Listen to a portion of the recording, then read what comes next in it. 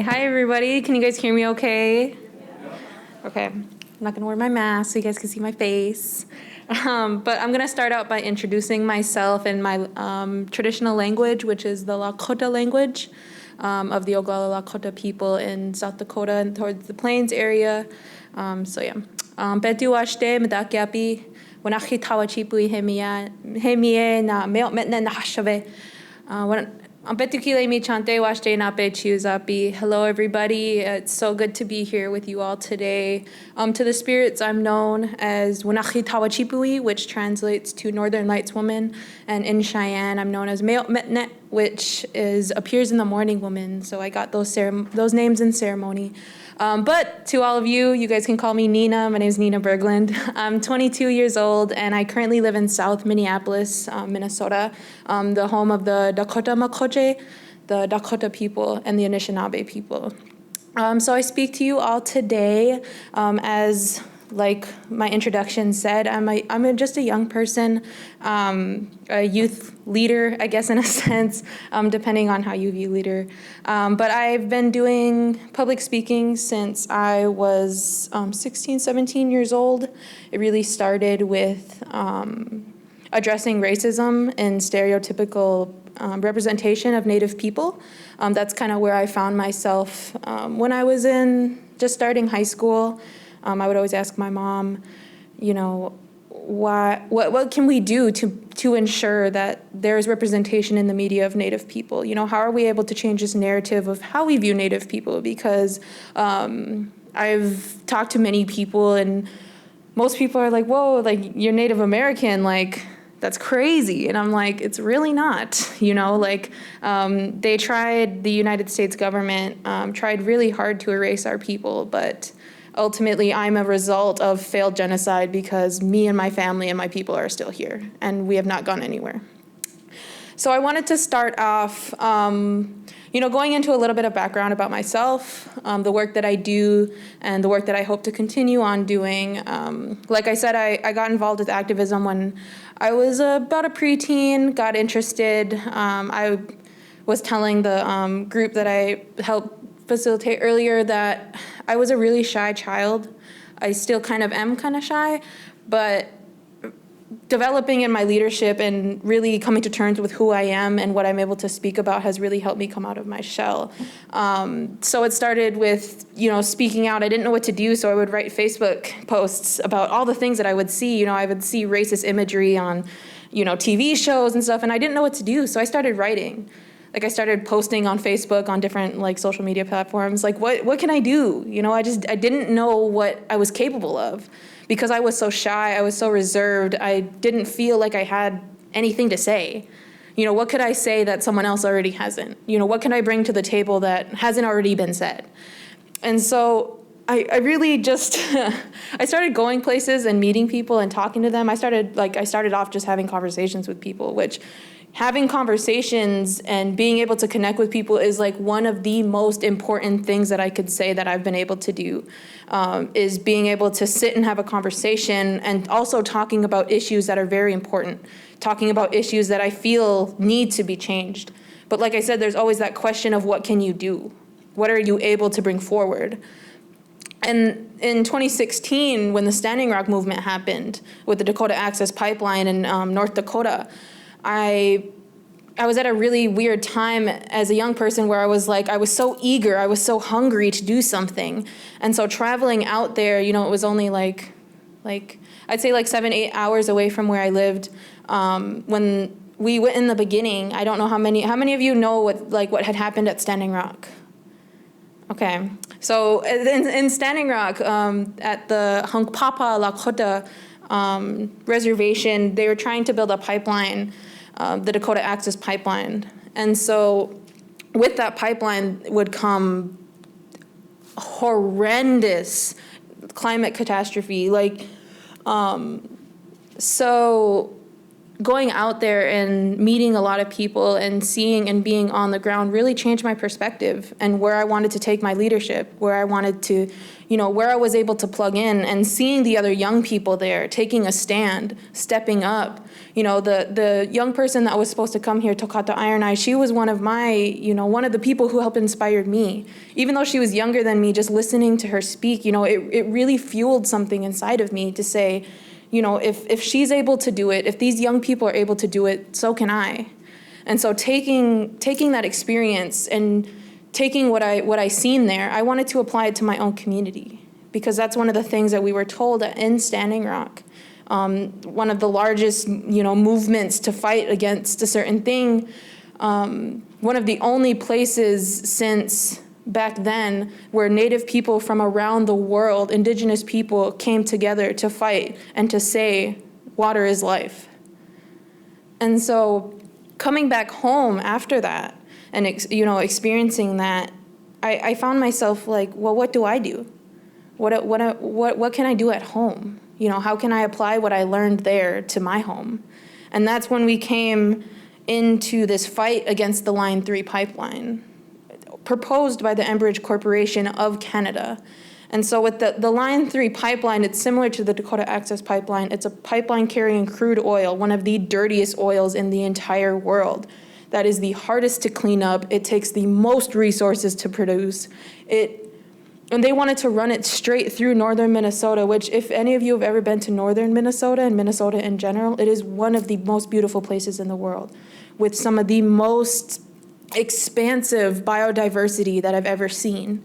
And to know that they wanted to cut straight through all of those resources, all of those things that the Anishinaabe people have held on to and tried so hard to keep exactly how it was. And they wanted to cut right through the same thing that we seen in Standing Rock, the same thing, the desecration of lands, the desecration of graves, the desecration of things, and the destruction. It fueled me. It made me so angry to know that they wanted to do that at my home. So I could feel myself bringing forth the passion, the power that I was able to see from the youth in Standing Rock. I was able to bring that home and fighting this company with all the dollars that they had, and all we had was our heart. The only thing that we had to bring forth to the table was our hope that they weren't going to build this pipeline.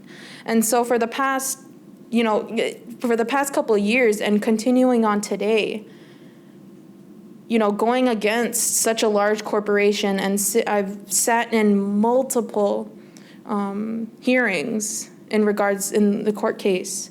I was a part of a youth delegation or youth group. We were one of the first intervening parties in a case against a pipeline, where we were able to represent ourselves in the courts, and we were able to put forward in a legal way why this pipeline shouldn't be built.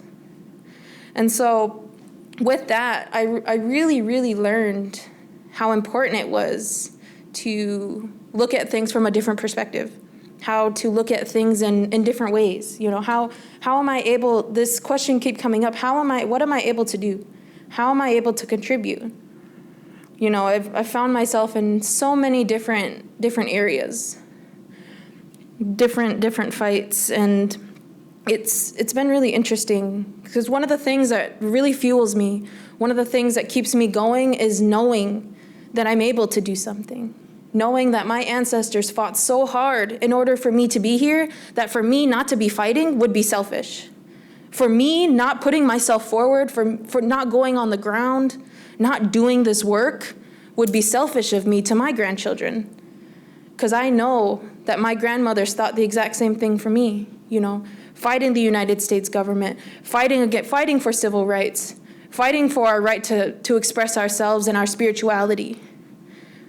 One of the things that I wanted to talk about, more towards today, is the missing and murdered Indigenous women in the United States and Canada. Because, as a young woman, that scares me.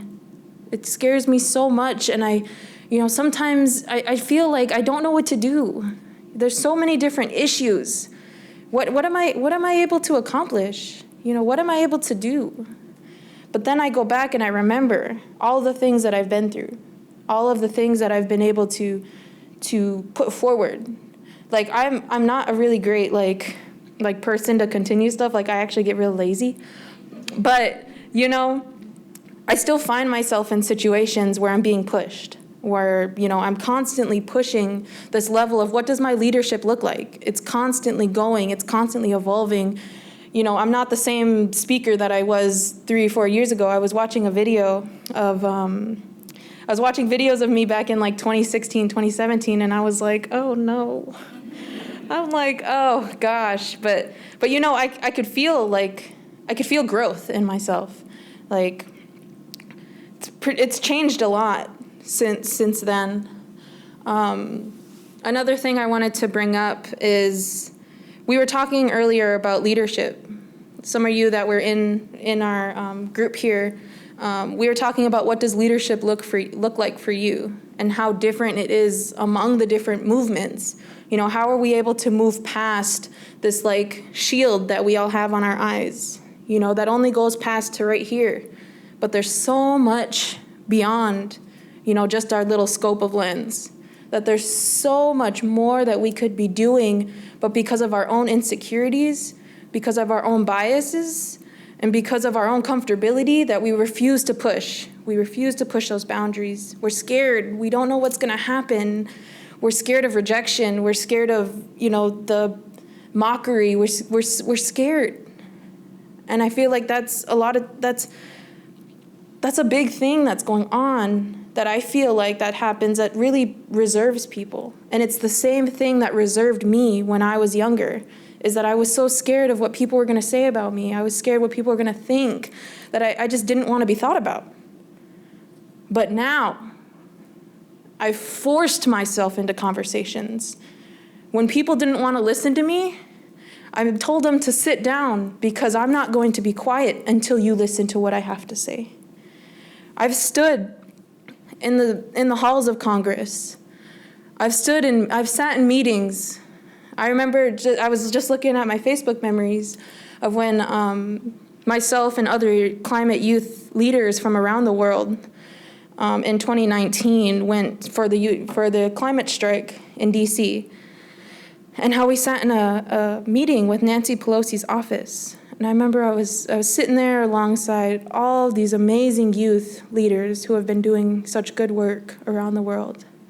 And to be there with them, it felt kind of surreal, not the fact that Nancy Pelosi was going to walk in the room. I could care less about who that lady was. But the fact that I was sitting in a room with some of the most influential youth of our time, it's a powerful thing. And then to have a white woman come in, start talking about herself, talking about all the things that she did. It infuriated me to be sitting in a room with a picture of Abraham Lincoln hanging on the wall, knowing that he murdered 38 Dakota people and sent over 300 Dakota families to a concentration camp. But yet we pride ourselves on honoring these murderers. We pride ourselves, the United States prides themselves on honoring the people who forced assimilation onto my people, who are still murdering, who are still creating laws. And I was sitting in that room, and she walks in, and the youth are all sitting there, and hearing her talk about herself, I got sick of it. That's not what true leadership is, sitting there talking about all the amazing things you've done and all the things you've done to impact our lives. That's what politicians love to do. They love to sit there and talk about themselves. But not in one single sentence did she mention about the work that she could do with us. It was all what she could do for us. And so, sitting there, I got so tired of it. I had to stand up. And I said, "Excuse me." I was like, "But I'm going to say something." I was like, "And I don't want you to respond because you had your time to talk. You're sitting in a room with some of the most influential people in the world. And yet you have the audacity to sit here and talk about yourself. You should be ashamed." And I got up and I walked out of that room because I wasn't going to sit there and have someone sit there and talk about themselves. That's not what I want to do, and that's not what true leadership is. True leadership is sitting there and listening to the people that you're trying to make connection with, because that's what unity is, that's what power looks like, and that's what leadership is how are you able to impact people on a level that just goes beyond words? How are you able to impact people spiritually?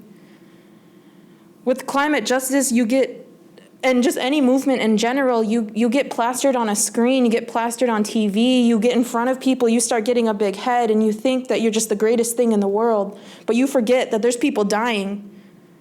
There are people being murdered. There are people being forced to live in horrible conditions, and you forget why you're doing what you're doing.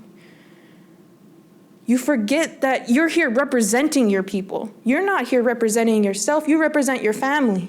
You represent your nation. You represent the future generations.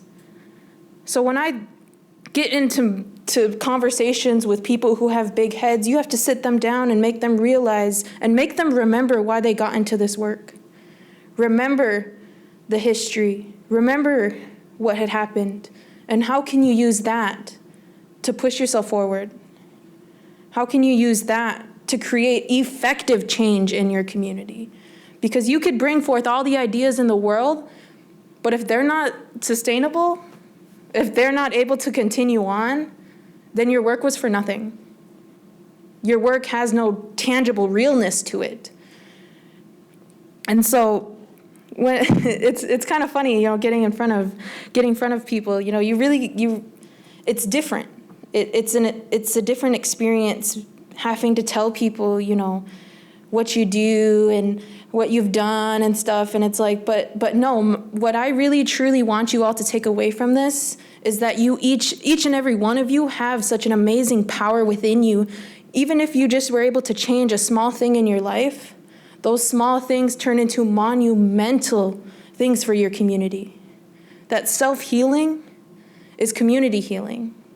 I come from Minneapolis, the place where George Floyd was murdered, and that's what we were talking about earlier. The precinct and stuff was on fire right outside of my bedroom window for weeks, and I didn't know where I fit in that movement, but I knew that I needed to be a part of it in order to ensure that liberation was possible for my relatives.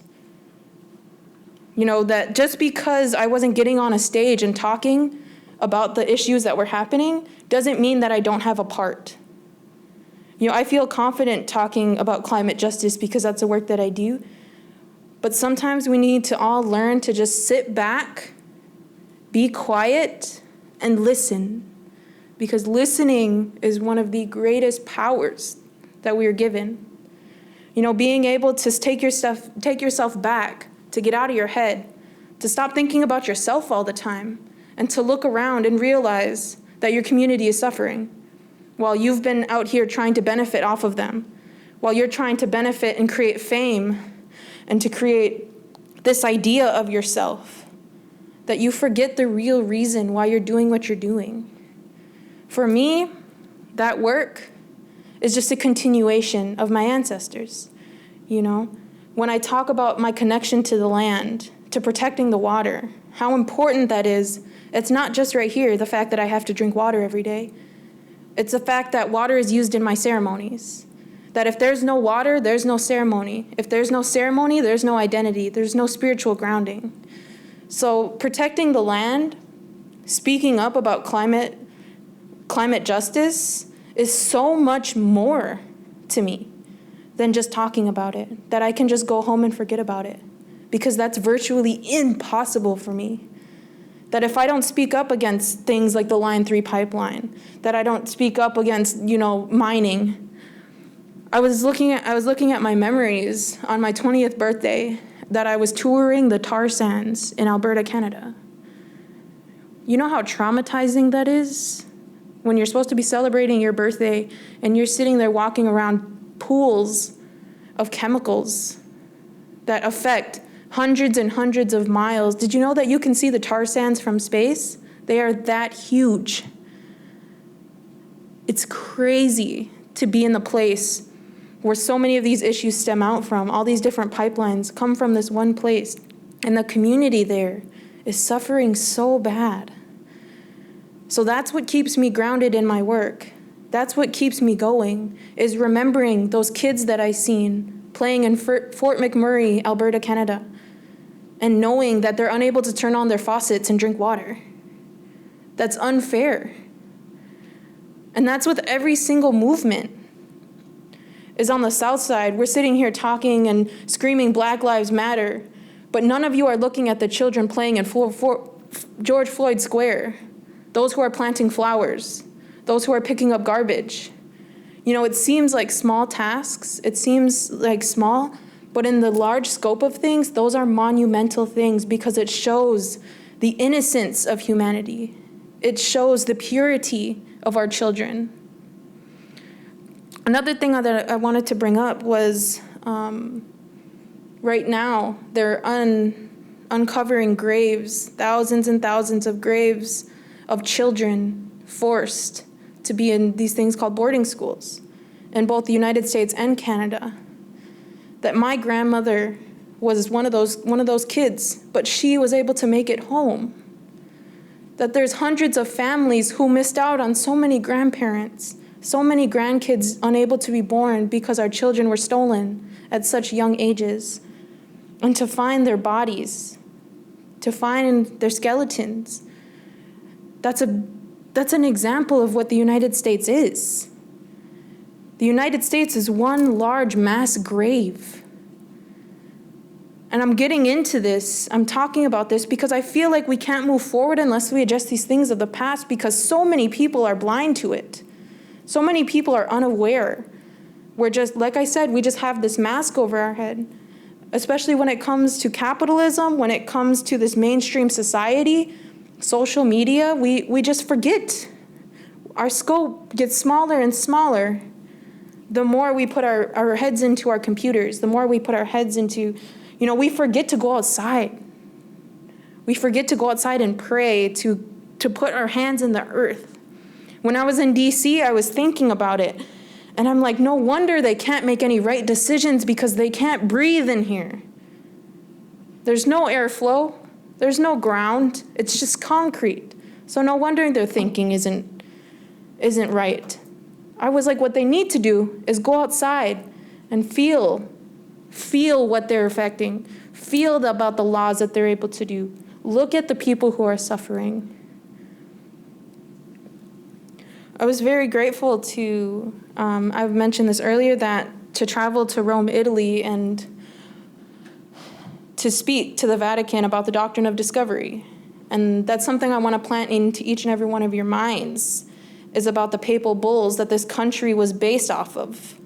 It was based off of the taking, the destruction, the rape, the murder of the indigenous people of this land, but also the land itself, our mother.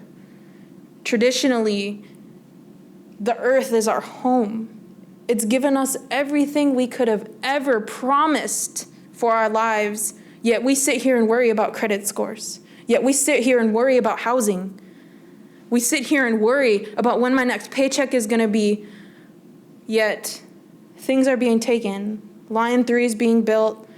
They proposed yesterday that as soon as yesterday, they could have oil flowing when I've been fighting this pipeline for years, and to hear that, it's disheartening.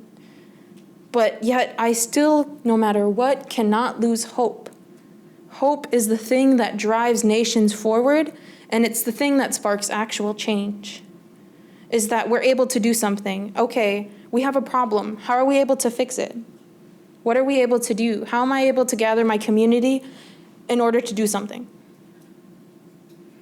And that's honestly, to me, what leadership is. It's standing up. It's doing something. It's realizing in yourself, being proud of who you are, knowing who you are.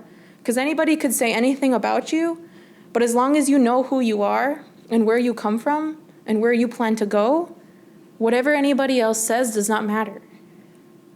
Whatever anyone's opinion on you, it doesn't matter.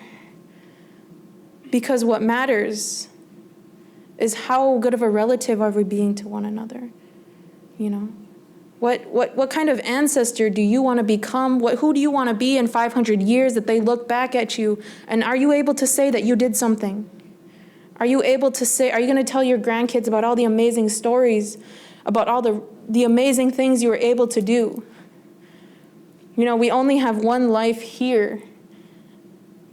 And once you realize your power and how you're able to, you know, create change within your communities, whether how small or how big it is, each and everything matters. Each and everything that you do is going to affect 7 generations ahead. Anything you do today, it's going to affect your great-great-great-great-great-great-grandchildren. That's something that I carry with me, and it's a scary thought. You know, having all that pressure on you, not knowing if you're going to do the right thing, not knowing if you're going to say the right words, if what you're going to do, if it's going to have a positive or negative impact. But you know, that's the beauty of our world. That's the beauty, is that uncertainty. Because you can't have everything planned out, you know. Everybody would like to. You'd like to know what you're going to do, but ultimately you don't. Like I said, who you were a couple years ago is not who you're going to be a couple years from now. Sorry, excuse me, it's kind of hot up here. But yeah, what I would like to wrap up with, and for each and every one of you, and as an Indigenous person, what I hope to leave you all with is this idea that we say, it's a term, it's midakuye o yasin. We are all related. Each and every one of us, everything around us, the land, the air, the water, we're all related in one way, shape, or form. You know, maybe not like literally, but you know, we have a connection with one another. We're all human beings here on this earth. And I think that's what happens with the climate justice movement in particular, which I've seen the most, is that people love to debate. They like to deny. You know, they always say, that doesn't actually exist, you know. They like to forget people are dying. They like to forget that people still don't have clean water, that people are losing water sources at the highest at any other time than right now. You know, they don't think about the wild rice that'll be affected by the Line 3 pipeline. You know, their scope of vision has gotten so small, especially in the White House and Congress. There's people who try and step in hey, maybe we shouldn't do that. But ultimately, when a country like this, the United States, was built off of those ideologies of taking and destruction, it's really, really hard to decolonize colonized spaces. You know, how do you shift away from these ideologies of white supremacy when that's what all these institutions and stuff were built off of? How are you going to heal in places that hurt you? And that's what I find as a young person, as a young Native person. You know, I didn't want to go to college. I was angry. I was angry at the United States education system for telling me that my identity is not valid, for robbing me of that sense of identity. Because I know that not even 40, 50 years ago, my grandma was in these same institutions being told that who she was not okay. It was the work of the devil. They were getting their language beaten out of them. They were being tortured. They were being hurt. And now we even find that they were being killed. And to know, I didn't want to play a part in that legacy. I didn't want to continue on with that. That if I was going, to do what I was going to do, it was going to be my way. If I was going to go, get all these degrees, I stand in front of you, and I didn't go to college. I failed high school. I went to an alternative high school, and I barely passed. I graduated late. But yet I stand in front of you. I'm able to speak. I'm able to talk to you. I'm able to make connections with you. And that's because of who I am. That wasn't because of some institution. That's because I have a sense of identity, and I have a sense of my power. That sometimes I forget it. Sometimes, I think to myself, even all the stuff that I've done, I can't do nothing. Has my work even mattered? Have I even impacted anyone? And those are really scary and sad thoughts, but when I have people coming up to me and saying how much I impacted their life, that's the reason why I do what I do. That's the reason why I find value in speaking to people. Because I know that somewhere deep inside of my being, was able to touch their being. That spiritual connection with someone. The ability to relate to people. And that's the importance of sitting down and listening. Because if I didn't sit down and listen to half the stories that I hear, I wouldn't be able to talk. I wouldn't have any experience to go off of. They uplift what I'm saying. They don't tear me down. They don't stop me from speaking. They don't stop me from doing what I'm doing. So I really appreciate you guys for inviting me to come and speak, because like especially with the pandemic, I just wasn't sure what I was going to talk about. I said, oh, well, I haven't done anything in so long. I haven't spoken forever. I've barely been doing work during the pandemic, but yet I felt energized. I felt motivated. I was like, oh my gosh, people still want to hear what I have to say. And it started with a conversation. It started with a dream. It started with, the passion to do something. And whether that has already happened for you or it has yet to come, just know that each and every one of you have the power to do exactly what I'm doing and beyond. Whether it's for your own communities, whether for your own families, or for your entire nation, and for the large global community. I'm very honored, to sit here, or to stand here, I guess, to stand and talk to you guys, because, the conversations that will come out of this will be amazing, and the change that you guys will be able to create will last on forever. And I've found that no matter who tries to silence you, just as long as you believe in yourself and you get up, stand with your chest up and your head held high, that nobody could tell you anything.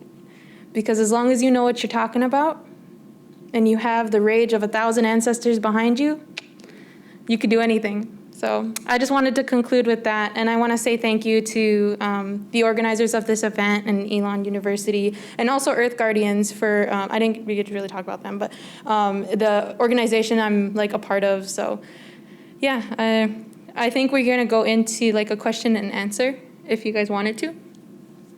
So yeah, thank you guys.